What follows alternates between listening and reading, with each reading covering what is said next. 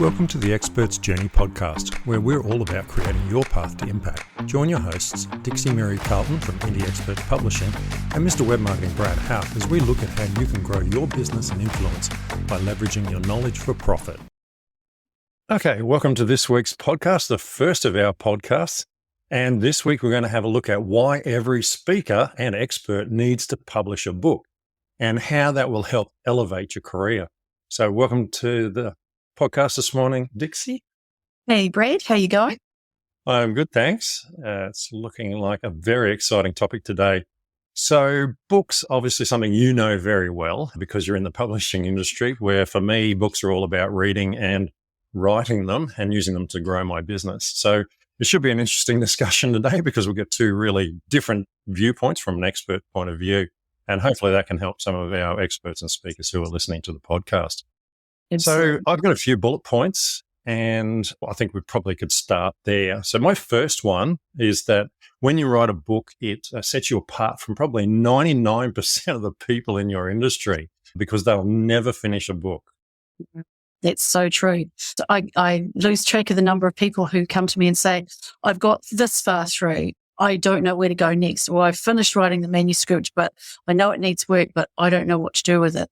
And so for many of them, they just literally pop it in a bottom drawer and that's the end of it for years and years. And when I hear people say, oh, it took me 5 years to write it, it probably took a lot less time than that. But a lot of that time was just ignored in the bottom drawer. Oh, absolutely. I think I've probably, partially written about 15 books. Published 2. I've got another one that I'm working on another 2 that I'm actually working on the side, one on leadership and one on selling and producing courses. So yeah, look, I think it's one of those things. We're always encouraged as experts to produce a book, but in the end, it really does require quite a considerable amount of focus. And from my perspective, having worked with you personally, the guidance is also a big thing because you think you know what you're doing, but until you have a structure, you kind of throwing mud against a wall. All these ideas are everywhere. Once you have a structure, you can kind of, lay them into an alignment. It makes it so much easier to write.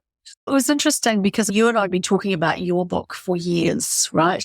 And finally, I think I said to you, early this year, give it to me. Just give it to me and I will fix it. I will make it happen because I could see that you were stuck in the same way that so many authors are, where you knew you needed it. And as you said, you'd started to do so many parts to it. You'd written so much, but often we have to unpack what you've written in order to then take it forward and make it work.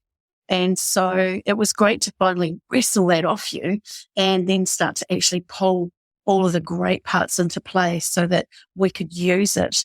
And what I loved about what you had already done was that you had spent so much time thinking about it and working on it that you already had a lot of great content. And for me, I always like to start with the draft.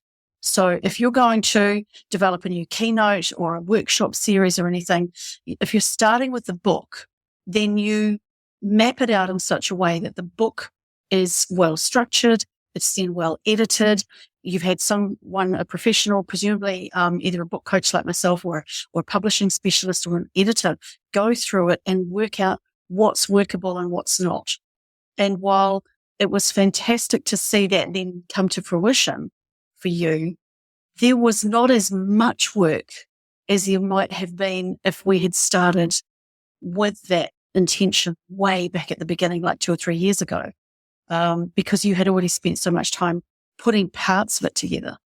Where most authors and speakers come undone, whether they're writing a new presentation or a workshop or a book, is that it's getting that structure to work in a way that's reader or user friendly. And that's what we tend to always forget, is that there are ways that our audience will grab the information and take it and digest it. And it may be different than how we think that we should tell the story, or maybe we need to put more stories in. And so getting that structure right at the beginning means that you're starting with the end in mind. You start with the draft of something, and then from there you can make anything happen, which is really cool. Yeah, absolutely. Look, I think most experts are good at producing content. Sometimes they're probably confused about what content or how to structure the content or which content's the best content for me. You can do a video or you can do an article or a book or whatever. But in the end, from my perspective, I feel like producing a book is all about it's recognition and gives you credibility of your expertise. So it's a bit like having a master's degree versus having a diploma in something. It really sets you apart from other people in your own industry. It's interesting you say that. I started a couple of years ago working on a workshop, an online program, and it wasn't based on a specific book at that time. I already had a number of books out about publishing and marketing, but I hadn't done anything specifically around what I ended up doing this workshop series on. And so it was an online program, and I finally realized that in order to market it, the easiest way to market it was to then put it out as a book first and have the book lead people to the online program rather than the other way around. Absolutely. And so that made a big difference to me. So I ended up taking a lot of that content. The book is called Start with a Draft, and it was about mapping out the process. And often when you're getting your content in order, you have to stop and think about, what is my process? So what is my process for writing? What is my process for drafting out the content and where everything goes? What is the process for then developing that content into something that is a book? And again, I think if you start with the book concept, it makes the other parts a lot easier rather than trying to start with a workshop and then create a book, which is what I learned by default. Yeah, absolutely. I think one thing about having written, the recent book, Run Towards the Flames, was that I didn't realize how much content I was going to get out of the book once the book was up there, just being able to use it for little chunks and little quotes and little videos based on themes that came through. There was just so much stuff once I had it that I didn't realize I was going to be able to do so easy because it was out of my head.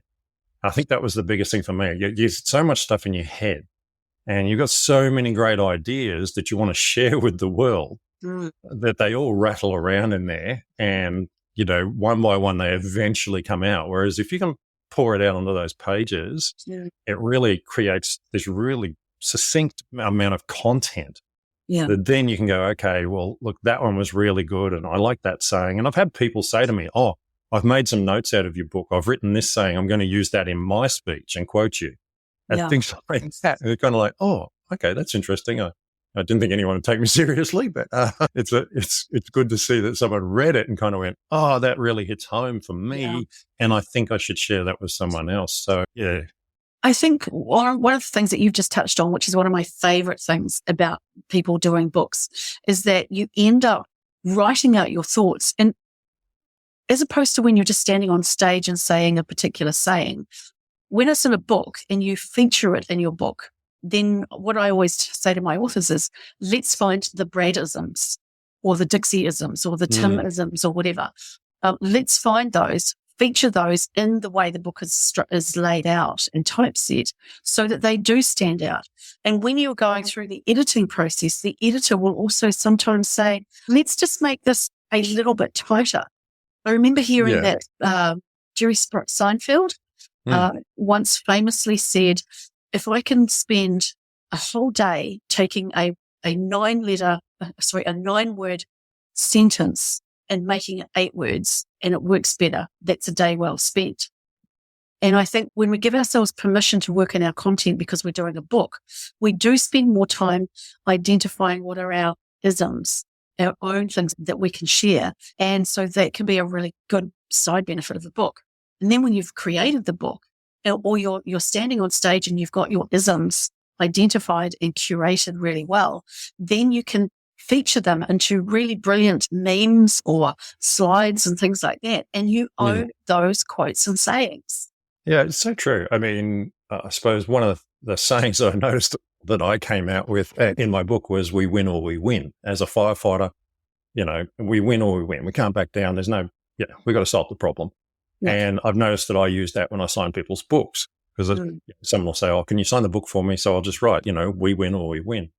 And it's great to have that little thing that's mine. I mean, I'm sure someone said it before, but to me, it's something that Yeah. to me. And so, yeah, you just pull all those little chunks out. You So build- moving along, I've heard a few things. And one is that in some places, having a book actually increases your speaking fee. So as an expert, you get paid more. And that's something that goes around a little bit. I don't know what your thoughts are on that one. I think it comes down to how good the content is that you're sharing. And when you, again, have sat and written a book, it doesn't matter how many years you've been speaking for. If you sit and write a book, you really dive into your own content.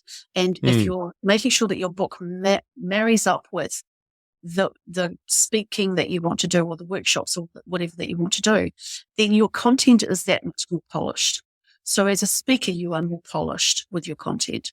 So therefore, the more polished you are as a speaker, the more fees you can charge.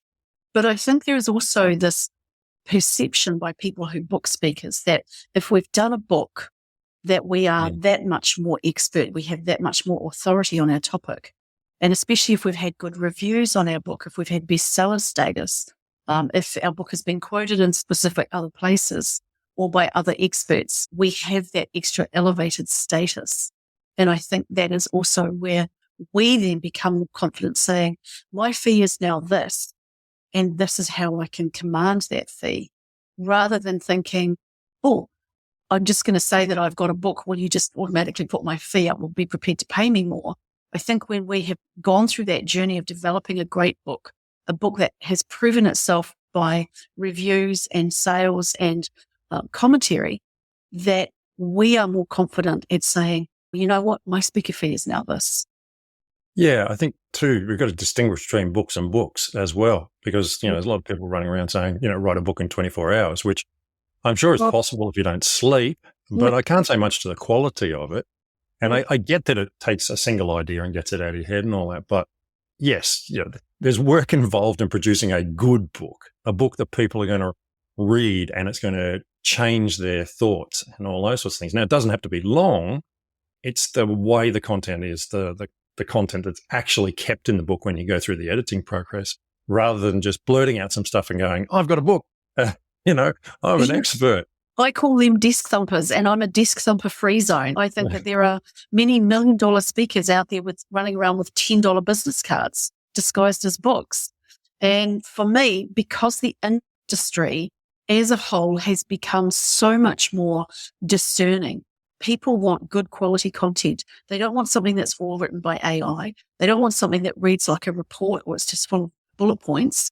They want something that has been well developed and written, that it's fit for purpose, that it has a good reader flow and a reader friendliness to it. So you can write a book in 24 hours. Oh my God. But the reality is, can you write a good quality book in a short period of time? Yeah. I'll give you an example. I can write a reasonable first draft inside of just a few weeks. And by a reasonable first draft, I mean that it might be 20,000, maybe 30,000 words. It'll be the bones of the product. It's a bit like saying the architect can map out the plan and the builder can put the framing up quite quickly. But then you still have to go back and you've got to fill in all of the extra parts. You've got to review, make sure that it is really good quality, put it out to beta readers and people that are going to give you feedback and say, yes, this is fit for purpose. Because if you're going to write a book just to say you wrote a book, so what? If you're going to write a book that is going to fit really well into your marketing ecosystem, you have something that is quality, that is worth putting out there, that you will still be proud of a few years down the track.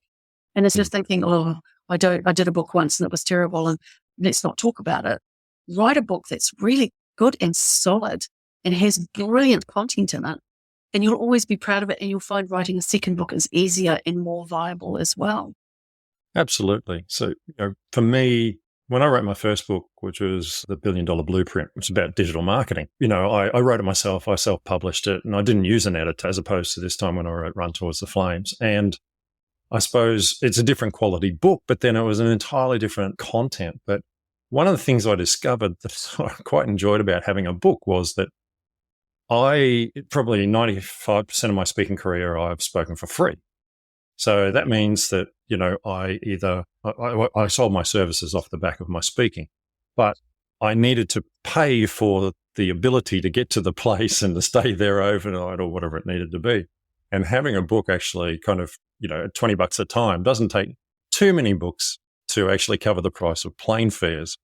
And I reckon there's probably 5 or 6 speeches where I sold enough books, to cover my plane fare and cover the cost, even if I didn't sell anything. So it's really handy just having it anyway, because it is just that little bit of extra income that gives you a little bit of flexibility without tapping into your business funds to help you, get in front of an audience. Mm. You're right. And I know that we're going to have another episode further down the line, so I won't get into this too much today. But there are ways you can use your book to really cement extra income from your speaking and inspire the people who are going to be in your audience, for example, to buy the book or to be gifted the book as part of the fee. So we will talk more about that further down the line. But there are ways that you can still maximize, even being a speaker who doesn't necessarily charge a lot, to get value. Well, I know, for me, I would look at everything from a marketing perspective because that's me. I'm a marketer. And, one of the things is when you're on stage, you can either be talking and educating people, or you might be just selling, or you might be combining those factors together. But one of the things about having a book available is actually people can take a bit of you home. So even if they're not ready to take on your services, or they don't want to buy your product if you're selling a product, or you're just speaking from stage and being paid, having a book there actually allows you to give a piece of you to them and say, look, you enjoyed this. Here's my book. Now, obviously they're buying it from you, but at least they go away and they have time to kind of gestate on that information that they've heard on stage, which of course then the next speaker comes on and all that. But if they got your book, they can sit on the plane on the way home and sit there and read through it and kind of brings it all back again. And I think, for me, that was really important as well, is that ability to take a piece of you home. The thing too, and this comes back to the quality issue. If you have got a speech that is tied into your book, or your book is tied into your speech, that they mirror each other, and the book is quality, then compared to some of the other books that you might get given or take away from a conference, etc., if it's a quality book, you're more likely to take it, hold it, keep it. If it's been autographed, for example, by the author, it's something that you're less likely to lend out to your friends because you might not get it back, so you'll value it more. Having good quality content that expands on what you've been speaking about. If you think about a book, it's probably an average of 4 to 6 hours worth of content if you read it out. Go by what an audiobook size is in terms of time. If you're speaking for 30 minutes to an hour, you're covering such a tiny portion of what it is that you would otherwise be saying and sharing. So someone wanting to take the book home because, one, it looks good and it reads well, then they will read it on the plane. If they were inspired by what you started to tell them in your presentation, then they are going to feel great about, let's get some more of that.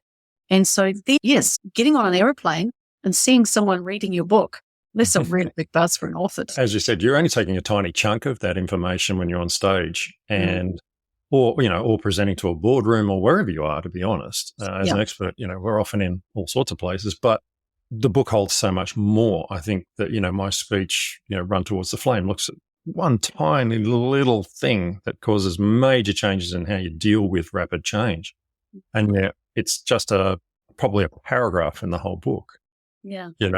So it's a very impactful piece, but it's a small chunk. And I think also it puts people into your marketing funnel in a way.